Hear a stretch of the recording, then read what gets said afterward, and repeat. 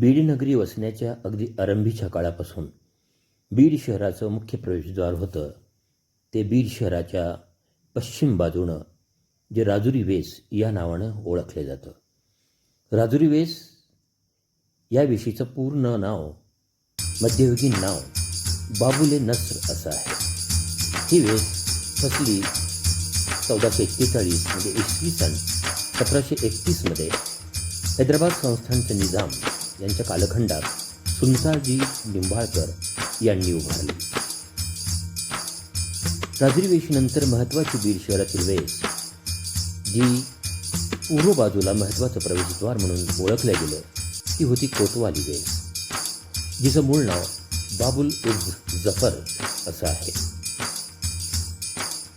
बाबुल उज जफर अर्थात कोतवाली वेस ही 1697मध्ये मोगल सम्राट शहाजहानच्या कालखंडात दख्खनच्या पठाराचा सुभेदार औरंगजेबच्या कालखंडामध्ये उभारले गेली. या वेशीचा 1835मध्ये जीर्णोद्धार करण्यात आला होता. वेशीला फार मोठी तटबंदी आहे.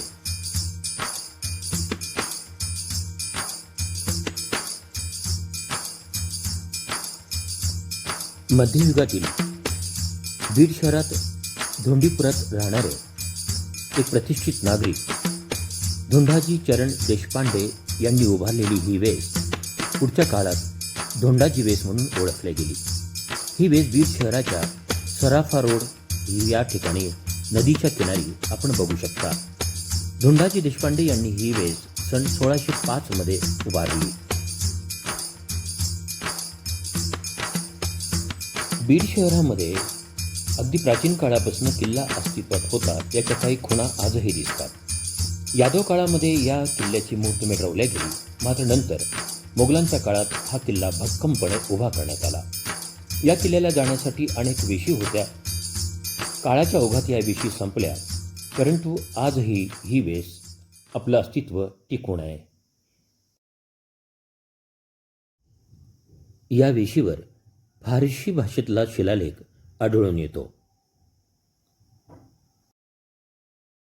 बीड शहराच्या बिंदुसरा नदीच्या पूर्वेला ज्या दोन महत्त्वाच्या वेशी आढळून येतात, त्यापैकी जी आपण पाहत आहात ती आहे वतार गल्लीतील वतार वेस या नावानं ओळखले जाणारी महत्त्वाची वेस.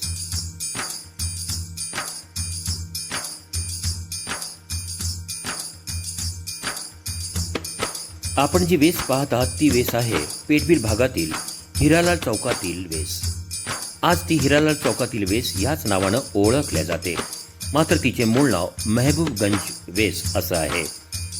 तुघलकाचा तत्कालीन सुभेदार मेहबूब याने जी वस्ती वसवली ती मेहबूबगंज या नावाने प्रसिद्ध होती. त्या वस्तीचं होतं हे प्रवेशद्वार.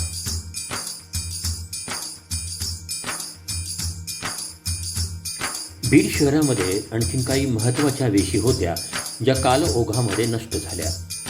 त्यातील दोन महत्त्वाच्या वेशी या निजाम अली खानचा बीडचा शासक शरफ उद्दौलाने इसवी सन 1767मध्ये उभारल्या होत्या.